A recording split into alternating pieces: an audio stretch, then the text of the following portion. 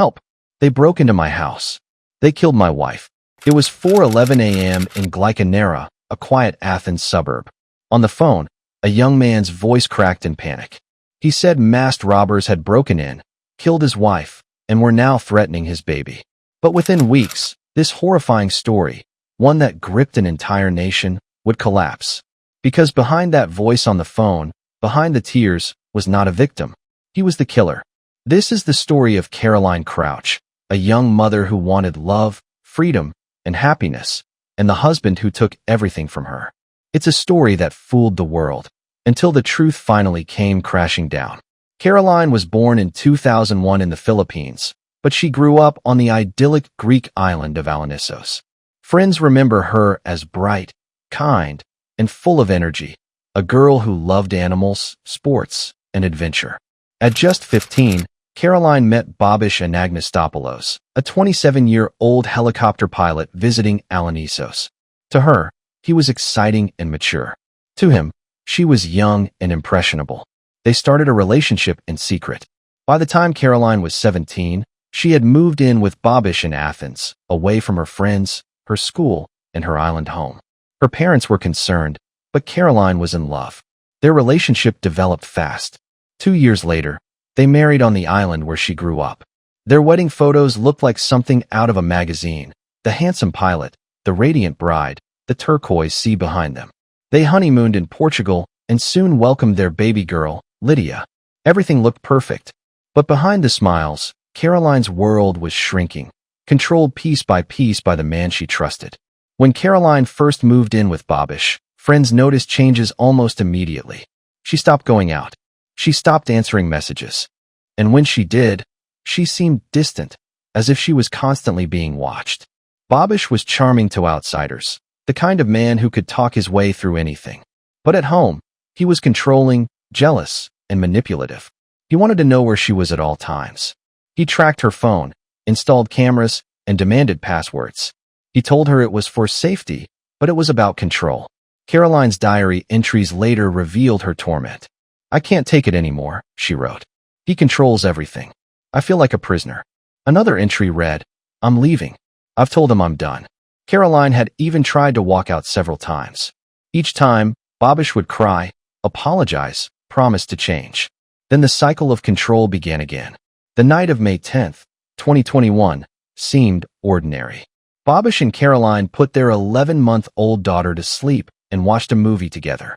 But behind that quiet domestic scene, tensions were rising.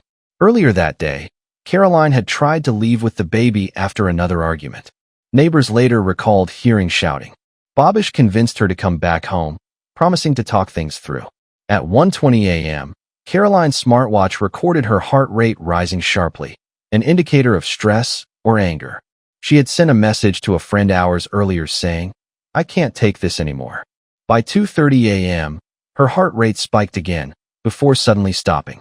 At 4:11 a.m., Bobish made his dramatic 999 call, claiming robbers had broken in, tied him up, and killed Caroline. When police arrived, they found a horrifying scene.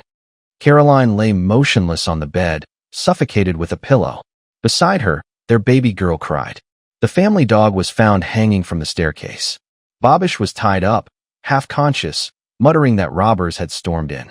He claimed the intruders took 10,000 euros hidden in a Monopoly box, and jewelry worth 20,000 euros. The house had been ransacked, furniture overturned, drawers pulled out, break-in. Or, the perfect setup. News of the murder spread fast. Headlines called it the most brutal home invasion in Greek history. TV stations ran non-stop coverage. The government even offered a 300,000 euro reward for information. Police called it an act of professional criminals, cold, organized, ruthless. At Caroline's funeral, Bobish clutched his daughter and sobbed over the coffin. He told mourners, "She was the joy of my life. I will love her forever." The image of the grieving husband holding his baby melted hearts across Greece. To everyone watching, he was the picture of pain. But not everyone was convinced. As investigators combed through the evidence, small details didn't line up. Bobish claimed the robbers entered through a small basement window, but that window showed no signs of forced entry. He said they tied him up and left him unconscious for hours. but his smartwatch data showed he was moving around the house during that time. Then came the biggest breakthrough, the tech forensics. Caroline's smartwatch showed her heart rate climbing rapidly between 2:25 and 2:35 a.m., the exact time Bobish claimed he was tied up. After 2:34 a.m., it flatlined, meaning that's when she died. Bobish's own phone revealed that he had removed both his and Caroline's SIM cards around that same time, trying to erase digital traces. The security camera in the house had its memory card removed just minutes before Caroline's heart stopped. He had staged it all, but investigators needed proof beyond suspicion, so they kept watching. In the weeks after the murder, police chased countless leads. A 36-year-old Georgian man was arrested at the Bulgarian border with a fake passport and a history of violent burglaries. He even resembled the sketch based on Bobish's description of the robber. Police interrogated him for 4 days, even used physical force, but he denied everything. Eventually, they had to let him go. He wasn't their man. Attention turned to local Albanian gangs, but no evidence linked them to the case. And while investigators searched desperately, the real killer was playing the role of a widower, giving interviews and comforting mourners. Bobish even gave interviews to the press saying, "I hope they find the monsters who did this. No punishment is enough." He fooled almost everyone. 5 weeks passed.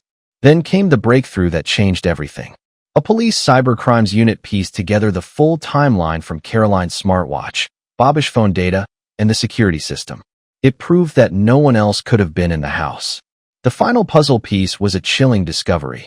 Caroline's last diary entry, written hours before her death. "I argued with Bobish again. I told him I want to leave. He doesn't let me. I feel trapped." Investigators were now sure this wasn't a burglary. It was domestic murder, disguised as one. June 17, 2021. A memorial was being held on Alanissos, 37 days after the murder. Bobish arrived, smiling gently, holding his daughter, surrounded by mourners. Cameras captured him hugging Caroline's mother, telling her how much he missed Caroline.